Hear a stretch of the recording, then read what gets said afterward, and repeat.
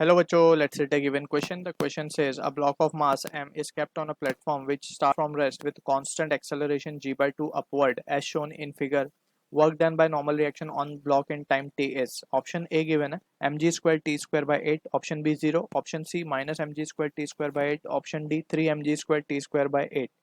So इस question का जो की concept we need to understand is the concept of pseudo force. So यहाँ पे we will be using the concept of pseudo force. So pseudo force basically non inertial frame में लगता है. Basically we have studied two frame of reference, inertial and non inertial.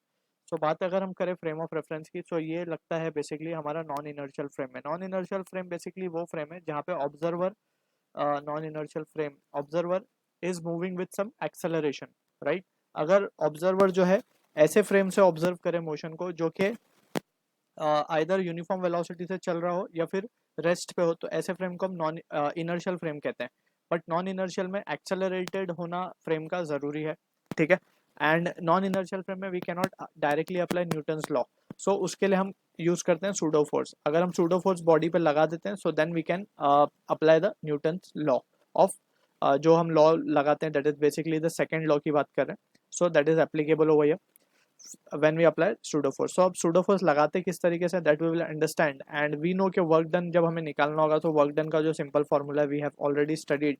So work done का formula होता है force into displacement into cos theta, where theta is the angle between force and displacement, ठीक है. That is for the uniform force अगर लग रही है body पे या constant nature की force है, so this formula is applicable.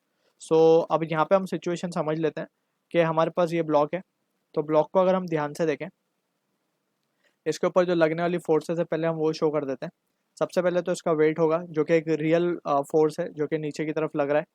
अब ध्यान से अगर देखें तो ये जो फ्रेम है, अगर एज एन ऑब्जर्वर हम इस फ्रेम के ऊपर बैठ जाएं as an observer, so observer जो है इट इज, अब ये फ्रेम पूरा ऊपर जा रहा है, एक्सेलरेट हो रहा है जी बाई 2 एक्सेलरेशन से. सो ऑब्जर्वर भी एक्सेलरेटेड फ्रेम में आ गया. अब एक्सेलरेटेड फ्रेम में वी नो कि हमें एक सूडो फोर्स लगानी पड़ती है. अब सूडो फोर्स कैसी होगी? सूडो फोर्स लगाने का तरीका ये है कि जिस बॉडी पे हम लगा रहे हैं उसका मास इनटू जो एक्सेलरेशन है फ्रेम का, उसको अपोजिट करके हम लगा दें. यानी कि जो फोर्स ड्यू टू ये जो सूडो फोर्स होगी that will be m ji by 2. जैसे मास है बॉडी का, इस बॉडी पे लगा रहे हैं हम, ब्लॉक पे लगा रहे हैं, तो इसका मास है एम, ठीक है. और फ्रेम का एक्सेलरेशन कितना है? जी बाई 2, क्योंकि ऑब्जर्वर जी बाई 2 से ऊपर जा रहा है, right. So mass into acceleration will be the force, और वही सूडो फोर्स होगी. एंड वो अपोजिटली डायरेक्टेड हम लगा देते हैं.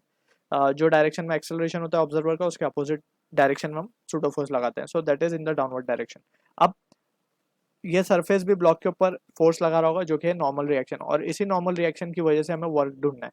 तो फोर्स अब हम यहाँ से निकाल सकते हैं. अब ऑब्जर्वर के लिए ब्लॉक रेस्ट पे है, so what we can write, N can be written as M G plus M ji by 2, right.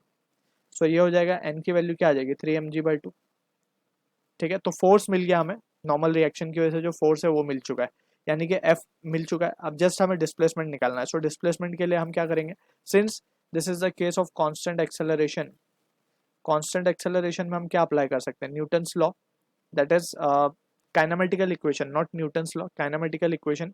And that is 3 kinematical equation जो हमने पढ़े, उसमें जो सेकंड वाला है that is displacement time relation, that is s is equals to u t plus half a t square. ये वाला हम अप्लाई करेंगे. Since initially the platform was at rest, क्योंकि वो रेस्ट से स्टार्ट हुआ, तो यू जीरो हो जाएगा इनिशियल वेलोसिटी. सो डिस्प्लेसमेंट कितना हो जाएगा इन टाइम टी बोला गया क्वेश्चन में.